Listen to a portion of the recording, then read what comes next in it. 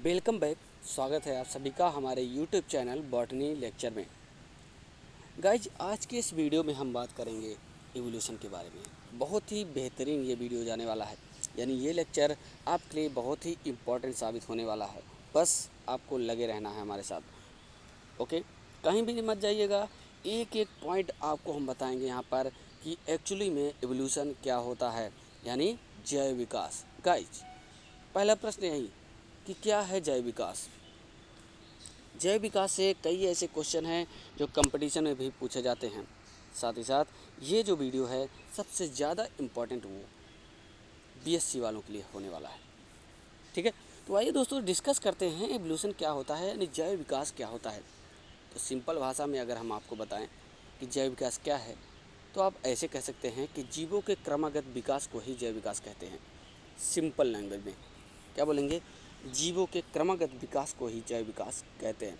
अब यहाँ पर आपके सामने कई ऐसे फिगर दिख रहे हैं। प्रश्न आपके सामने ये उठता है कि भाई ये क्या दिख रहा है, ये यहाँ पर हॉर्स का डेवलपमेंट हो रहा है, तो ये लोअर से हायर कैसे बन गया। ठीक है, और यहाँ पर ये चीज़ क्या दिख रहा है, ये एम्ब्रियोज है। गाइस, ये है एम्ब्रियोज, और ये है हाथ के जो हड्डियाँ होती हैं, बोन्स होती हैं। अलग अलग ऑर्गेनिज्म के अलग अलग टाइप के यहाँ पे बोन्स दिखाई दे रहे हैं। यहीं पर पूरा डिस्कशन होने वाला है। ये सब डाउट आपके सामने मैं क्लियर करने वाला हूँ इस पूरे वीडियो में। इसलिए ऐसे वीडियोज हमेशा बनते रहेंगे हमारे चैनल पे, और इसलिए आप लोग हमारे वीडियो में लास्ट तक बने रहिएगा। और आइए डिस्कस करते हैं। पहले नंबर पे यहाँ पे देखते हैं, नंबर 1 पे क्या है यहाँ पे। उससे पहले आप इस फिगर को अगर ध्यान से आप देखें दोस्तों, इवोल्यूशन के बारे में यहाँ पे बताता हुआ ये पेड़ का प्लांट मीन्स स्ट्रक्चर बना हुआ है। आप इसे अगर देखते हैं, इसमें प्लांट भी दिखाई दे रहे हैं। आप देखेंगे प्लांट्स भी है, फंगस भी है, ये प्लांट्स हैं। इधर की जो ब्रांच चली जा रही है एनिमल्स की चली जा रही है। लेकिन शुरुआत अगर हम बात करें यहाँ पर, तो आप ध्यान से देखिए, यहाँ पे बैक्टीरिया से शुरुआत हुई है। ये बात ध्यान दीजिएगा, बैक्टीरिया से। गाइस, बैक्टीरिया, ये प्रश्न बहुत ही पेचीदा है। अगर ये क्लियर हो गया आपका, तो आप समझ जाएंगे कि एवोल्यूशन एक्चुअली में हुआ कैसे है। तो आपको हम बताना चाहेंगे कि शुरुआत में जो अर्थ है उस पर बैक्टीरिया ही सबसे पहले, यहाँ पर लिविंग बींग्स में सबसे पहले अर्थ पे बैक्टीरिया ही आए हैं। यानी बैक्टीरिया के बाद ही सभी ऑर्गेनिज्म का जो उद्गम है वो हुआ है, यानी विकास वो हुआ है। सिंपल भाषा में अगर हम जैव विकास की जो डिफिनीशन है उसे अगर देखें, तो व्हाट इज इवोल्यूशन, ये इस प्रश्न का जवाब आपको इस पॉइंट में मिल जाएगा। उसके बाद आगे हम इसमें डिस्कस करेंगे हर एक। एक्चुअली में यहाँ पर जो जैव विकास है उसके प्रमाण सिद्ध करने वाले हैं। कुछ ऐसे प्रमाण हैं जो हम आपको बताएंगे कि जीवों का सतत विकास किस तरीके से हुआ है क्रमबद्ध रूप से। पहले नंबर पे इसकी डिफिनीशन देख लीजिए। इट मीन्स, यानी इवोल्यूशन का मतलब होता है, जैव विकास का मतलब होता है, it means that all living things on earth are descended from a common ancestor. जितने भी लिविंग बींग्स आए हैं उनका निर्माण किससे हुआ है, उनके एंसेस्टर से हुआ है, उनके पूर्वजों से हुआ है। आप कह सकते हैं। दूसरी डिफिनेशन आप देखेंगे तो आपका डाउट जो होगा वो क्लियर हो जाएगा। दिया है यहाँ पर, development of plant and animal, plant और एनिमल का development over many thousands of years, बहुत साल पहले ही हो गया था। अब क्या हो गया था, simple early form to more complex और एडवांस, यानी जितने भी प्लांट्स और एनिमल्स हैं उनका डेवलपमेंट सिर्फ थाउजेंड्स यानी हज़ारों वर्ष पहले जो सिंपल फार्म के ऑर्गेनिज्म का फॉर्मेशन हुआ था, उन्हीं से इस टाइम कॉम्प्लेक्स फार्म के यानी प्लांट्स और एनिमल का फॉर्मेशन हुआ है। इसी को हम जैव विकास कहते हैं। जीवों के सतत विकास जो है सिंपल फार्म के ऑर्गेनिज्म से कॉम्प्लेक्स फार्म ऑर्गेनिज्म का उद्गम यानी विकास होना ही जैव विकास कहलाता है। उम्मीद कर रहा हूँ आपको ये समझ में आ रहा होगा। आइए देखते हैं। अच्छा, अब इन्हीं विकास को, सिंपल से कॉम्प्लेक्स का जो फॉर्मेशन है, इनको सिद्ध करने के लिए कुछ यहाँ पर प्रमाण रखे गए हैं, एविडेंसेस। कुछ यहाँ पर हम आपको एविडेंसेस बताएंगे जिससे ये सिद्ध हो जाएगा कि एक्चुअली में जो विकास है, जो जैव विकास है, वो किससे होता है, सिंपल से कॉम्प्लेक्स की ओर होता है। तो दोस्तों यहाँ पे प्रमाण है यानी एविडेंसेस, दो टाइप के हम यहाँ पे एविडेंस बताएंगे, जिनमें से यहाँ पर सिर्फ एक पर डिस्कशन होगा। पहला दिया है इनडायरेक्ट एविडेंसेस। इनडायरेक्ट एविडेंसेस और दूसरा दिया है डायरेक्ट एविडेंसेस। तो गाइस यहाँ पर आज के इस वीडियो में सिर्फ और सिर्फ डायरेक्ट एविडेंस के बारे में डिस्कशन होगा, यानी नीचे जो दिए गए हैं सभी इनडायरेक्ट एविडेंसेस के जो है फीचर्स हैं और इन्हीं के बारे में डिस्कशन यहाँ पर होगा। तो दोस्तों इनडायरेक्ट एविडेंसेस में, इनडायरेक्ट प्रमाण में सबसे पहले नंबर पे यहाँ पे पहले हम एक के बाद एक आपको बता देते हैं कितने प्रमाण हैं, उसके बाद एक एक पर डिस्कशन हम करते हैं। पहला नंबर यहाँ दिया है एविडेंसेस फ्रॉम कंपैरेटिव एनाटॉमी, यानी एनाटॉमी यह सिद्ध करती है कि सिंपल से कॉम्प्लेक्स की ओर जो ऑर्गेनिज्म हैं उनके फॉर्मेशन हुए हैं, चाहे वो प्लांट के केस में हो या फिर एनिमल के केस में हो। सो यहाँ पे देखना है, पहला नंबर हमको यहाँ पे पढ़ना है एनाटॉमी के बेस पे एविडेंसेस प्रमाण। दूसरा यहाँ पर पढ़ना है कनेक्टिंग लिंक से प्रमाण, कनेक्टिंग लिंक से एविडेंसेस फ्रॉम कनेक्टिंग लिंक, यानी संयोजक कड़ी से प्रमाण, यानी कुछ ऐसे संयोजक कड़ी हम आपको बताएंगे जो ये सिद्ध करेंगे कि एक ऑर्गेनिज्म का दूसरे ऑर्गेनिज्म का डेवलपमेंट हुआ है। तीसरा कि कुछ फिगर आप देखेंगे आपके सामने दिख रहा है, ये सिंपल टू कॉम्प्लेक्स कैसे पर सिंपल टू कॉम्प्लेक्स क्रमबद्ध रूप से होता गया और ऐसे बन गया है, और ये भी फिगर आप सामने देख लीजिए, इसके बारे में हम डिस्कस आगे करने वाले हैं। तीसरा हो जाएगा एविडेंसेस फ्रॉम वेस्टिजियल ऑर्गेन्स, अवशेषी अंगों से प्रमाण, कुछ अवशेषी अंग हम आपको बताएंगे जिनसे ये सिद्ध होगा कि सिंपल टू कॉम्प्लेक्स कैसे फॉर्मेशन हुआ है। एविडेंसेस फ्रॉम टैक्सोनॉमी, क्लासिफिकेशन से प्रमाण, टैक्सोनॉमी से प्रमाण। अगला हो जाएगा evidences from comparative embryology, embryology से प्रमाण, यानी हर एक ऑर्गेनिज्म अपने एंसेस्टर की एम्ब्रियोलॉजी को क्या करता है, रिविजिट करता है, रिवाइज करता है, रिपीट करता है।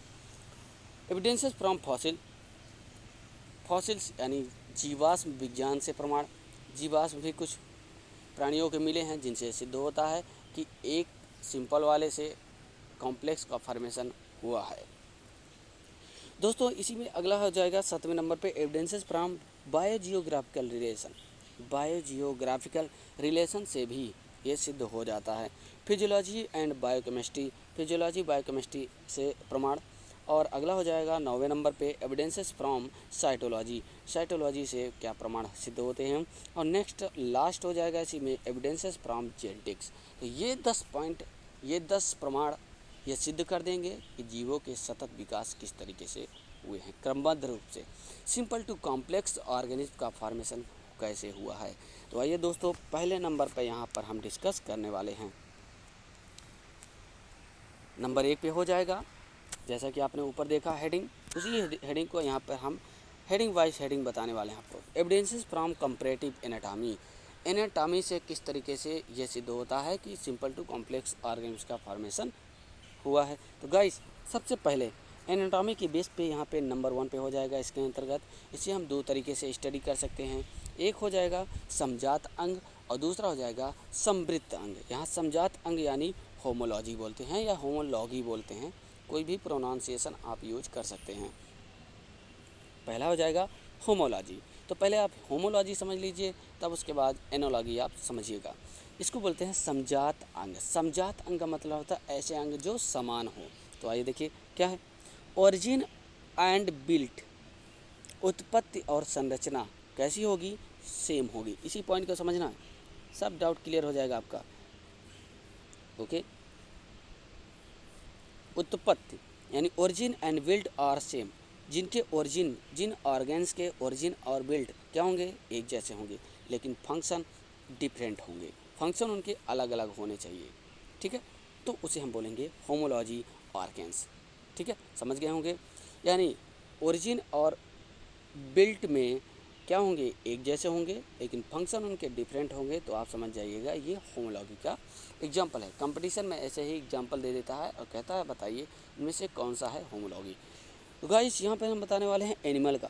सबसे पहले एनिमल के बारे में बताते हैं। Bat wings, cat paw, horse front legs, human hands, ये जो एग्जाम्पल हैं होमोलॉजी है। अब आपके सामने हम रख रहे हैं उत्पत्ति और संरचना। अगर देखा जाए तो जैसे बोन्स जो ह्यूमन में होंगे हैंड में, सेम उसी तरह कैट के हैंड में भी होगी। ठीक है, और वैसे ही व्हेल के हैंड में भी आगे का जो पार्ट होगा, व्हेल का फिन्स जो होता है उसमें होंगे। बैट के जो पंख होंगे उसमें भी सेम उसी तरह से होंगे। तो इस तरीके से उत्पत्ति और संरचना आपके सामने सेम दिख रही है, लेकिन कार्य सबका अलग अलग फंक्शन है। व्हेल का है, व्हेल का किस में होता है? तैरने में। और बैट का होता है उड़ने में। कैट का होता है रनिंग करने में। और मैन का होता है स्विमिंग करने में या अन्य पदार्थों को पकड़ने में। तो ये सबका अलग अलग फंक्शन है, लेकिन संरचना सेम दिखाई दे रही है। Number of bones, number of जो हड्डियों की संख्या है वो भी सेम होगी। जैसे जितने नंबर ऑफ़ बोन्स इसमें होगी ह्यूमन हैंड्स में, उतने ही कैट पाव में होंगी, उतने ही वेल्स में होंगी, उतने ही बैट विंग्स में पाए जाएंगे। तो दोस्तों ये है होमोलॉगी का एग्जाम्पल एनिमल के केस में। अब आइए होमोलॉगी का एग्जाम्पल प्लांट के केस में हम बात करते हैं। प्लांट के केस में गाइस यहाँ पर इन प्लांट दिया है लीफ मॉडिफाइड एज थॉर्न। पत्ती मॉडिफाइड हो जाती है कांटे में। बोगेनविलिया का प्लांट आप देखे होंगे, उसकी जो लीफ होती है वो थॉर्न में मॉडिफाइड हो जाती है दोस्तों। वही टेंड्रिल कुकुरबिट, ये भी टेंड्रिल जो है ये भी लीफ का मॉडिफिकेशन है। किसमें पाया जाता है? कुकुरबिट में। अब इस दोनों को हम आपको दिखा रहे हैं। और तीसरा हो जाएगा पार्ट ऑफ फ्लावर्स। फ्लावर के जितने भी पार्ट होते हैं जैसे सेपल, पेटल्स, स्टेमेंस, पिस्टिल, ये सभी लीफ का ही मॉडिफिकेशन है। किसका? लीफ का मॉडिफिकेशन यानी होमोलॉगस। अब आइए इस थॉर्न और टेंड्रिल के बारे में देखते हैं। ये फिगर आपके सामने दिख रहा है गाइस। इसमें ये बोगेनविलिया का फ्लावर आप देखे होंगे, प्लांट देखे होंगे आप, आपके घरों के आसपास बागवानी में देखने को मिल जाएगा। इसमें देखिए ये जो थॉर्न दिख रहा है, कांटे की तरह जो संरचना दिख रही है, ये लीफ का मॉडिफिकेशन है। किसका? लीफ का ही मॉडिफिकेशन है। तो ये मॉडिफिकेशन किसका है? लीफ का। और यहाँ पर कुकुरबिट का टेंड्रिल दिख रहा है, ये जिसकी हेल्प से क्या करता है? आगे रनिंग करता है, लिपटता है, हैंगिंग करता है, क्लिम्बिंग करता है। ठीक है, कुकुरबिट का प्लांट। तो ये भी लीफ का मॉडिफिकेशन है। यानी उत्पत्ति संरचना कैसी है? सेम है, लेकिन फंक्शन दोनों के अलग अलग हैं। यानी उत्पत्ति किससे हुई? लीफ से, पर फंक्शन दोनों की क्या है? अलग अलग हैं। समझ रहे हैं? तो इसका मतलब ये क्या हो जाएगा? Homologous organ. दोस्तों आगे इसमें बात करेंगे एनालॉगी। एनालॉगस ऑर्गेन क्या होते हैं? Origin and built are different. अब जस्ट उसी का उल्टा हो जाएगा। समृद्ध अंग इसको बोलते हैं। इसके पहले समजात अंग बताया हमने। तो ओरिजिन, उत्पत्ति और संरचना में अलग अलग होंगे, डिफरेंट होंगे, लेकिन फंक्शन सबका सेम होगा। अगर फंक्शन सेम है तो एनालॉगस हो जाएगा। ठीक है, और फंक्शन अलग अलग हैं तो वो होमोलॉगस हो जाएगा। ये समझिएगा। जैसे एनिमल के केस में देखिए, gills of palaemon, lungs of man, मनुष्य का फेफड़ा और गिल्स ऑफ पैलियमॉन का, झींगा मछली का गिल्स, दोनों का फंक्शन होता है सेम। फंक्शन कह रहा है सेम अगर होगा तो एनालॉगी होगा। तो फंक्शन दोनों का सेम है, यानी रिस्पायरेशन करना। लेकिन उत्पत्ति संरचना में गिल्स बिल्कुल डिफरेंट होते हैं और लंग्स बिल्कुल डिफरेंट होते हैं। इसका मतलब क्या है? एनालॉगस ऑर्गेन ये है। अगला हो जाएगा wings of insect, apps. Insect के विंग्स और एप्स के विंग्स, पक्षियों के पंख और इंसेक्ट के पंख, दोनों का जो कार्य होता है फ्लाइंग करने का होता है, लेकिन स्ट्रक्चर्स दोनों के डिफरेंट होते हैं। अगर एप्स के में देखा जाए तो बोन्स पाई जाती है, हार्ड होते हैं। इंसेक्ट की जो विंग्स होते हैं काइटिन के बने होते हैं, काइटिन के बने होते हैं, ध्यान दीजिएगा, काइटिन के। तो इसलिए उत्पत्ति और संरचना कैसी है? डिफरेंट है, लेकिन फंक्शन दोनों के सेम है, एक जैसे हैं। इसे कहेंगे एनालॉगस। अब इसी में फिगर में अगर आप देखें तो ये देखिए, फिन्स, मछली शार्क फिश की जो फिन्स होते हैं ऐसे होंगे, तैरने में हेल्प करता है। ठीक है, लेकिन संरचना बिल्कुल अलग है। पेंगुइन जो बर्ड होता है उसके भी विंग क्या होते हैं? छोटे छोटे होते हैं, बिल्कुल इस मछली की तरह दिखाई देते हैं। समझ रहे हैं बात को? इस मछली की तरह दिखाई, चोंच पाई जा रही है, यानी इसके माउथ की तरह दिखाई दे रहा। तो इसका जो देखने में इस उत्पत्ति और संरचना बिल्कुल डिफरेंट है, लेकिन फंक्शन सबकी सेम है। ठीक है, फंक्शन सेम है। ठीक है, और संरचनाएं सबकी अलग अलग हैं। इसी तरीके से एक और आपके सामने एग्जांपल दिखाते हैं। यहाँ पर देखिए, wings, wings of birds, wings of bat, wings of butterfly, इन सब के पंख क्या होते हैं, उड़ने में हेल्प करते हैं, ठीक है, फ्लाइंग करने में हेल्प करते हैं। लेकिन संरचनाएं सबकी अलग अलग हैं, बर्ड्स की बिल्कुल अलग है, बैट की अलग है और बटरफ्लाई की भी बिल्कुल अलग है। तो दोस्तों इस तरीके से एनालॉगी जो आर्गन्स होते हैं वो सिद्ध हो जाते हैं। आगे इसी में हम बात करेंगे। नेक्स्ट है प्लांट के केस में analogous organs in plant. Plant के केस में एनालॉगस आर्गन जो होते हैं, लीफ जनरली जो स्टेम होता है मॉडिफाइड हो जाता है लीफ लाइक स्ट्रक्चर में और फोटोसिंथेसिस का फंक्शन करने लगता है। जैसे कैक्टस में अपुंसिया यानी नागफनी। अब देखिए नागफनी का फिगर आपके सामने हम दिखा रहे हैं, यहाँ पर बड़े में थोड़ा सा दिखा दे रहे हैं, आप समझ जाइए कि ये जो स्टेम लाइक, ये जो लीफ लाइक स्ट्रक्चर दिख रहा है दोस्तों, ये स्टेम का मॉडिफिकेशन है, तने का मॉडिफिकेशन है। किसका? स्टेम यानी तने का मॉडिफिकेशन है। समझ रहे हैं बात को?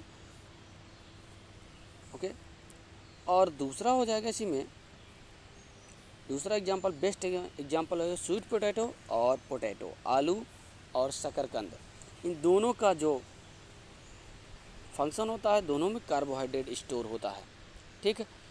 एक तो बनता है रूट का मॉडिफिकेशन से और दूसरा बनता है स्टेम के मॉडिफिकेशन से, यानी दोनों का जो उत्पत्ति और संरचना है डिफरेंट है, ये रूट का मॉडिफिकेशन और ये स्टेम का मॉडिफिकेशन, लेकिन फंक्शन दोनों का सेम होता है। कैसे? दोनों में कार्बोहाइड्रेट स्टोर होता है और दूसरी बात, दोनों जो होते हैं वो सोयल में ग्रो करते हैं, सोयल में पाए जाते हैं, ठीक है, इसमें सोयल के अंदर ग्रो करते हैं। इसका मतलब ये शकरकंद है, ठीक है, और पोटैटो अगर आप देखें तो ये भी सोयल में ही ग्रो करता है। इस तरीके से आप देख सकते हैं दोनों का फॉर्मेशन सोयल के अंदर होता है, यानी फंक्शन सेम है लेकिन उत्पत्ति संरचना अलग अलग है। तो ये हो जाएगा एनालॉगस ऑर्गन। अगला हो जाएगा गाइस यहीं पे दूसरे नंबर पे सबसे इम्पॉर्टेंट यहाँ पे हेडिंग हो जाएगी evidences from connecting link. Connective link से प्रमाण, यूग्लिना। पहला हो जाएगा कनेक्टिव लिंक। कुछ ऐसे ऑर्गेनिज्म हैं जो कि एक जीव का दूसरे के बीच में कनेक्टिव लिंक ये दर्शाता है कि एक का दूसरे से फॉर्मेशन हुआ है, यानी लोअर से हायर का फॉर्मेशन हुआ है। आइए देखते हैं इसमें यूग्लिना। यूग्लिना की स्पेलिंग यहाँ पर सही कर लीजिए, यूग्लिना हो जाएगा, यहाँ पे इसको आप लिख लीजिएगा सही से, यूग्लिना। यूग्लिना जो होता है दोस्तों प्लांट और एनिमल के बीच की कड़ी है, यानी हम ऐसा भी कह सकते हैं कि एनिमल का फॉर्मेशन प्लांट से हुआ है, ये सिद्ध करता है इस तरीके का, ठीक है। दूसरा पेरिपेटस। गाइस जो पेरिपेटस है, पेरिपेटस आर्थ्रोपोडा और एनिलिडा के बीच की कड़ी है। किसके बीच की? एनिलिडा। क्या दर्शाता है? पेरिपेटस में सिलिंड्रिकल बॉडी पाई जाती है, खंडनुमा बॉडी। ऐसे अगर देखेंगे आप तो एक खंडनुमा बॉडी पाई जाती है, इसका मतलब ये एनिलिडा का कैरेक्टरिस्टिक फीचर है, खंड पाए जाते हैं। और दूसरी बात इसमें अपेंडेजेस पाए जाते हैं, जो अपेंडेजेस पाए जाते हैं वो आर्थ्रोपोडा यानी पैर की तरह पैरापोडी पाए जाते हैं। तो वो ये सिद्ध करता है कि ये आर्थ्रोपोडा का संघ है, आर्थ्रोपोडा के कैरेक्टर्स हैं, यानी एनिलिडा से आर्थ्रोपोडा का विकास हुआ है, ये सिद्ध होता है। नेक्स्ट है इसी में आर्कियोप्टेरिस। थोड़ा हायर पे अगर हम जाएं तो आर्कियोप्टेरिस एक प्रकार का इसका जीवाश्म है, जीवाश्म मिला है जीव का, ठीक। रेप्टाइल्स और एप्स के बीच की कड़ी दर्शाता है। क्या कारण है? रेप्टाइल्स के क्या करेक्टर हैं? इसमें टीथ पाए जाते हैं, क्या टीथ, जबड़े में इनके टीथ पाए जाते हैं, लेकिन इनका जो मुख है वो चोंच की तरह होता है, यानी एप्स पक्षियों की तरह। और दूसरी बात पक्षियों की तरह इसमें विंग्स पाए जाते हैं, पखने पाए जाते हैं। क्या पाए जाएंगे? पंख, विंग्स पाए जाते हैं जो पक्षियों के कैरेक्टरिस्टिक फीचर है, और टीथ पाया जाता है जो कि रेप्टाइल्स के कैरेक्टर्स हैं। यानी ये सिद्ध होता है कि आर्कियोप्टेरिस जो है सिद्ध करता है कि रेप्टाइल्स से एप्स का उद्गम हुआ है, पक्षी वर्ग का विकास सरीसृप वर्ग से हुआ है। दोस्तों इसी तरीके की जो नए नए अपडेट हैं, नए नए वीडियोज़ हैं हमारे चैनल पे आते रहते हैं, इसलिए चैनल को हमारे सब्सक्राइब जरूर कीजिएगा। और ज़रा सा भी अगर समझ में आ रहा है, इंटरेस्ट मिल रहा है तो चैनल को लाइक कीजिए, वीडियो को लाइक कीजिए और अपने दोस्तों के पास शेयर करते रहिए। आइए आगे देखते हैं। इसी में नेक्स्ट हो जाएगा बेलेनोग्लासस। दोस्तों बेलेनोग्लासस कार्डेट और नॉन कार्डेट के बीच की कनेक्ट लिंक है। नोटो कार्ड पाया जाता है, जिसके कारण ये सिद्ध हो जाता है कि ये कार्डेट के लक्षण हैं, यानी कार्डेट का जो विकास है वो नॉन कार्डेट से हुआ है। इसी में नेक्स्ट हो जाएगा डकबिल प्लेटिपस। दोस्तों डकबिल प्लेटिपस एक ऐसा जीव है, एक ऐसा एनिमल है जो कि अंडे देने वाला स्तनधारी कहा जाता है। एग लेआउट करता है। एग लेआउट करना किसका लक्षण है? पक्षियों का है, ठीक है। लेकिन स्तनधारी ममेरी ग्लैंड पाई जाती है। इसमें ममेरी ग्लैंड पाई जाती है, जिससे सिद्ध होता है कि ये जो मैमल्स हैं उनका उद्गम एप्स से हुआ है, पक्षियों से हुआ है, ठीक है। तो दोस्तों इसी तरीके से जो डाउट है आपका, उम्मीद कर रहा हूँ क्लियर हो रहा होगा, दूर हो रहा होगा। अगला हो जाएगा बहुत ही बेहतरीन, एविडेंसेस फ्रॉम वेस्टिजियल ऑर्गेन्स। सबसे इम्पॉर्टेंट तीसरे नंबर पे है एविडेंसेस फ्रॉम वेस्टिजियल ऑर्गन, अवशेषी अंगों से प्रमाण। कुछ ऐसे अवशेषी अंग पाए जाते हैं जिससे सिद्ध होता है कि higher to lower, lower to higher का फॉर्मेशन। जैसे दूसरा इसका नाम है रूडिमेंट्री ऑर्गेन्स भी कहते हैं इसको, ध्यान दीजिएगा, रूडिमेंट्री ऑर्गेन्स भी कहते हैं। 100 इन ह्यूमन, ह्यूमन में लगभग 100 ऐसे वेस्टिजियल ऑर्गेन्स हैं जो अभी भी पाए जाते हैं जिनका यूज पहले था। वेस्टिजियल ऑर्गन क्या है? अवशेषी अंग। दोस्तों ऐसे अंग होते हैं, ऐसे ऑर्गेन्स होते हैं जिनका मनुष्य के शरीर में पहले यूज था, लेकिन अब उसका कोई यूज नहीं रह गया है, लेकिन फिर भी पाए जा रहे हैं अवशेष के रूप में। इन्हीं को हम अवशेषी अंग कहते हैं। दोस्तों इस वीडियो को ज़रा ध्यान से आप कंप्लीट देखिएगा, पूरा देखिएगा, तभी आपको समझ में आएगा। आइए देखते हैं कौन कौन से हैं। कुछ एग्जाम्पल आपके सामने हम रख रहे हैं, जैसे मसल्स ऑफ एक्सटर्नल ईयर। कर्ण पल्लव पे मसल्स पाई जाती हैं, आप देखेंगे इस तरीके से मसल्स पाई जाती हैं, बहुत हल्की हेयर्स लाइक्स पाई जाती हैं। तो इनको हम बोलते हैं, क्या बोलेंगे? मसल्स बोलेंगे। और ये अवशेषी अंग है, अवशेष के रूप में पाया जाता है, इसका अब कोई यूज नहीं रह गया है। दूसरा जाएगा hair on body. Hair on body, chest पे यहाँ पर हेयर्स पाए जाते हैं ह्यूमन में, इसका कोई यूज नहीं रह गया है। Mammary gland, mammary gland on male human, मनुष्य के शरीर में मेमोरी ग्लैंड्स जो पाई जाती है उसका अब कोई यूज नहीं रह गया है, कोई यूज ही नहीं है, ये अवशेष के रूप में पाई जाती है। फीमेल में इसका यूज है, बट मेल में इसका कोई यूज नहीं रह गया है। लेकिन फिर भी अभी भी ये अवशेष के रूप में पाया जा रहा है। ये है अवशेषी अंग, यानी वेस्टिजियल ऑर्गेन्स। इसी तरीके से आप देखेंगे अपेंडिक्स, बर्बीफॉर्म अपेंडिक्स। अपेंडिक्स का यूज़ पहले था कि कच्चे भोज्य पदार्थों को खाने से उसको पचाने का काम, पचाने में हेल्प करता था, यानी डाइजेस्ट करने में अपेंडिक्स हेल्प करता था। अब इसका कोई यूज नहीं रहेगा, क्योंकि अब पके पकाए भोजन ही ह्यूमंस बींग्स में यूज होता है, इसलिए इसका कोई अब यूज नहीं रह गया है और अवशेष के रूप में ये अभी भी पाया जाता है। कॉडल वर्टिब्री, यानी पुच्छ कशेरुका। पुच्छ कशेरुका अभी भी छोटे बच्चे में देखेंगे, चाइल्ड में अभी भी अवशेष के रूप में टेल्स पाई जाती है। पहले इसका यूज़ था, अब इसका कोई यूज़ नहीं रह गया। इससे ये सिद्ध होता है कि टेल्स वाले ऑर्गेनिज्म से विदाउट टेल वाले यानी ह्यूमंस का, मैमल्स का डेवलपमेंट हुआ है। दोस्तों इसी तरीके से ये एग्जांपल्स यहाँ पे रखे गए हैं, आप एग्जांपल्स को अच्छे से नोट कर लीजिएगा। अपेंडिक्स सीकम है जाएगा यहाँ पे, सीकम, COCUM, इस तरीके से। Presence of vestigial memory gland, इसके बारे में मैंने बता ही दिया। Presence of wisdom teeth, wisdom teeth क्या होते हैं? बुद्धि के दांत। बुद्धि के दांत का पहले यूज था, अब जबड़े जो मनुष्य के हैं वो यू आकार के पाए जाते हैं, यू आकार के। अब इसमें जो बुद्धि के दांत है, आखिरी वाले जो दांत निकलते हैं, थर्ड मोलर, इसका अब कोई यूज नहीं रह गया है, अवशेष के रूप में पड़ा हुआ है, ठीक है। तो इसी तरीके से अवशेषी अंग से प्रमाण सिद्ध होता है कि एक ऑर्गेनिज्म का दूसरे ऑर्गेनिज्म से उद्गम हुआ है। दोस्तों आगे इसी में 4th नंबर पे है एविडेंसेस फ्रॉम कंपैरेटिव एम्ब्रियोलॉजी। हर एक ऑर्गेनिज्म क्या करता है? अपने एंसेस्टर को क्या करता है? रिपीट करता है। एंसेस्टर को रिपीट कब करता है? During embryo development. एम्ब्रियो जब डेवलपमेंट होता रहता है गाइस, एम्ब्रियो जिस समय एम्ब्रियो का डेवलपमेंट होता है, चाहे वो पीसीज का हो, एम्फीबियंस का हो, रेप्टाइल्स का हो, एप्स का हो या मैमल्स का, सबके एम्ब्रियो बिल्कुल एकदम सेम, लाइक जैसे यहाँ पे दिया गया फिश का एम्ब्रियो, रेप्टाइल्स के एम्ब्रियो, बर्ड्स का एम्ब्रियो, ह्यूमन के एम्ब्रियो, सबके एम्ब्रियो आप देखेंगे सेम मिलते जुलते हैं। जैसे उसी तरह टेल इसमें भी गिल्स ये सभी पाए जाते हैं, आगे चल के मॉडिफाइड हो जाते हैं। तो इसका मतलब ये होगा कि एंसेस्टर के कैरेक्टर्स को शो करते हैं, रिपीट करते हैं ड्यूरिंग एम्ब्रियो फॉर्मेशन। हर एक ऑर्गेनिज्म में ऐसी प्रथा होती है, ऐसे फीचर्स होते हैं। दोस्तों आगे बढ़ते हैं। ऑल ऑर्गेनिज्म यहाँ पर हो जाएगा, स्पेलिंग सही कर लीजिएगा, ऑर्गेनिज्म हो जाएगा। रिपीट दियर एंसेस्टर ड्यूरिंग एम्ब्रियो डेवलपमेंट करते समय, पॉइंट को लिख लीजिएगा, इंपॉर्टेंट है। नेक्स्ट हो जाएगा इसी में 5th नंबर पे, 5वें नंबर पे है, बहुत इंपॉर्टेंट है ये। Evidences from biogeographical relation.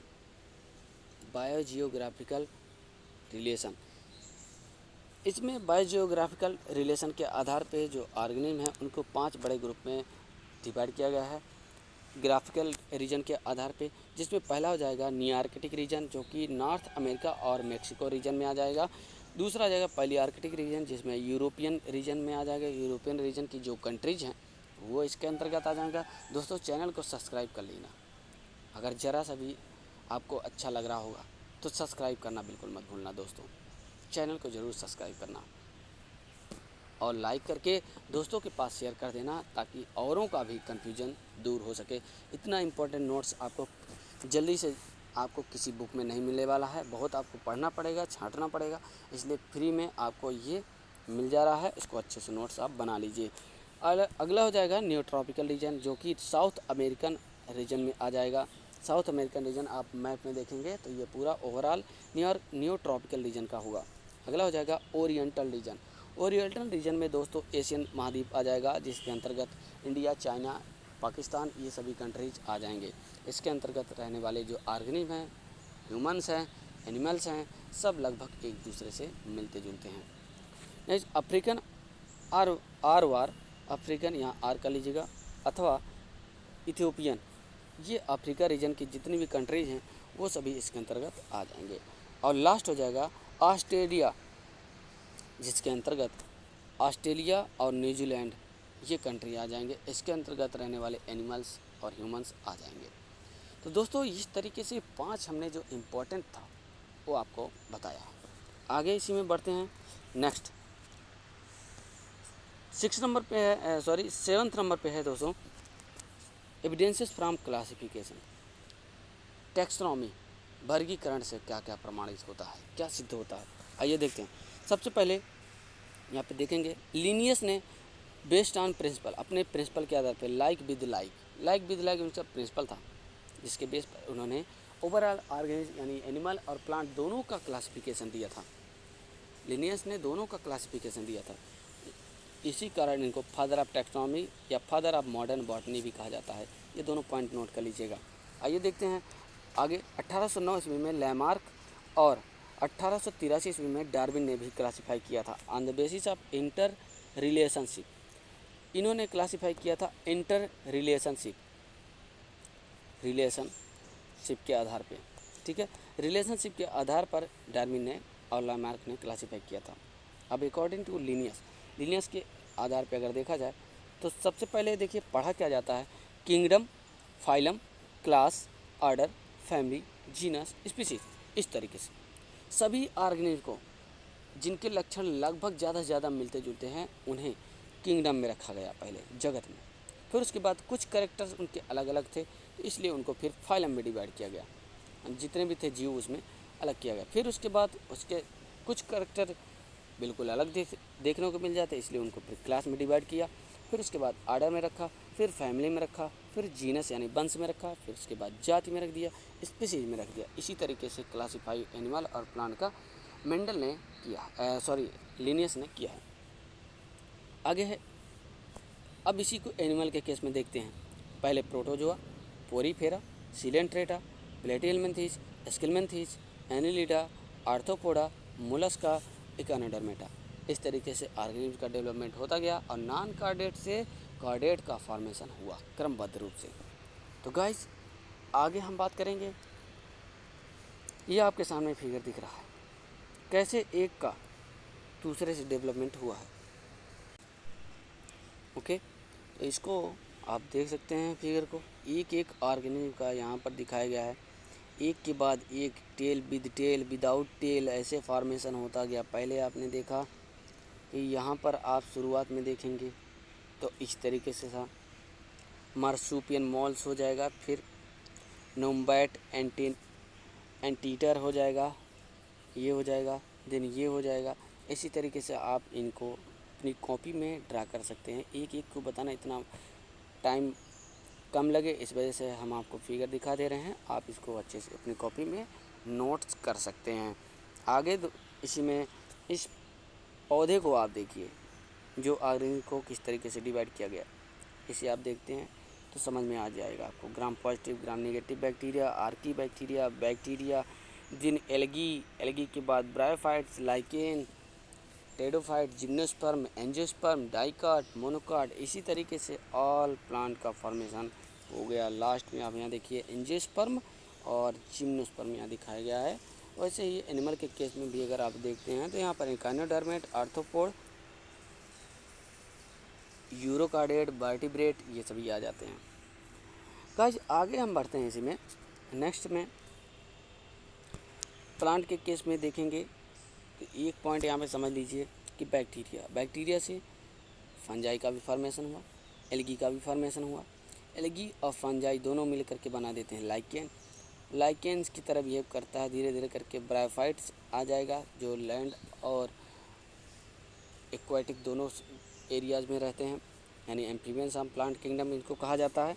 और दूसरा हो जाएगा टेडोफाइटा, जिम्नोस्पर्म, एंजियोस्पर्म, डाइकाट और मोनोकाट। दोस्तों इसी तरीके से डेवलपमेंट हुआ है।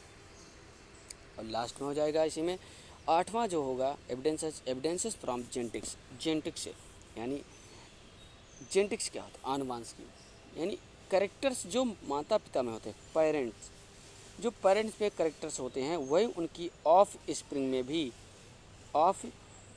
भी ट्रांसफ़र हो जाता है। एविडेंसेस फ्रॉम साइटोलॉजी, अगर एविडेंसेस फ्रॉम साइटोलॉजी से देखा जाए तो प्रोकैरियोटिक सेल आपको पता होगा क्या होता है, जिसमें प्रिमिटिव टाइप का न्यूक्लियस पाया जाता है। ठीक है, अब दोस्तों प्रोकैरियोटिक सेल से ही यूकैरियोटिक सेल का फॉर्मेशन हुआ था, इसमें कोई डाउट नहीं होना चाहिए, क्लियर है बिल्कुल। और यूनिसेलुलर ये है साइटोलॉजी के बेस पर, यानी यूनिसेलुलर से ही मल्टी सेलुलर ऑर्गेनिज्म का डेवलपमेंट हुआ है। इसको आप बिल्कुल भी नहीं भूल सकते हैं, या कतई आप इसको नज़रअंदाज नहीं कर सकते हैं, क्योंकि यूनिसेलुलर पहले प्रोकैरियोटिक हो जाएगा, फिर यूनिसेलुलर से मल्टी सेलुलर यूकैरियोटिक का फॉर्मेशन हुआ। तो जाहिर सी बात है, एक सेल दूसरी सेल का जो फॉर्मेशन हो रहा है ये सिद्ध हो रहा है कि लोअर टू हायर फॉर्मेशन हुआ है। ओके, एविडेंसेस फ्रॉम फॉसिल, अगर फॉसिल की बात करें, जीवाश्म की बात करें, तो लाखों वर्षों पुरानों साल पहले जो जीव जंतु पहले थे वो दब गए थे। आज के ज़माने में उसकी खुदाई के माध्यम से जो उनके अवशेष प्राप्त होते हैं उन्हीं को हम जीवाश्म कहते हैं। चाहे उनके जीवाश्म निशान के रूप में हो, चाहे उनके आर्गेन्स के रूप में हो, कुछ भी हो, लेकिन वो जो लाखों वर्षों पहले दब गए थे वो आज मिल रहे हैं, उन्हीं को हम फॉसिल्स कहते हैं। क्या कहते हैं? फॉसिल कहते हैं। अब फॉसिल देखिए, एक ऑर्गेनिज्म अगर फॉसिल मिल गया है, एक जीव का फॉसिल मिल गया है, तो उसके दूसरे वाले से अगर उसके एंसेस्टर से अभी के जो एडवांस टाइम में जो मौजूद हैं उनसे अगर मिलाया जाता है तो इससे ये सिद्ध होता है कि उन्हीं से क्रमागत विकास इनका हुआ है।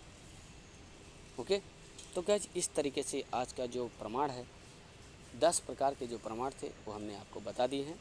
आप इसे अपनी कॉपी में नोट कर सकते हैं और एग्ज़ाम में अच्छे तरीके से इसको एक्सप्लेन कर सकते हैं। ओके दोस्तों, उम्मीद करता हूँ आपको मज़ा आया होगा, पसंद आया होगा, वीडियो अच्छा लगा होगा तो लाइक करें और चैनल को सब्सक्राइब करें, दोस्तों के पास शेयर करें। धन्यवाद।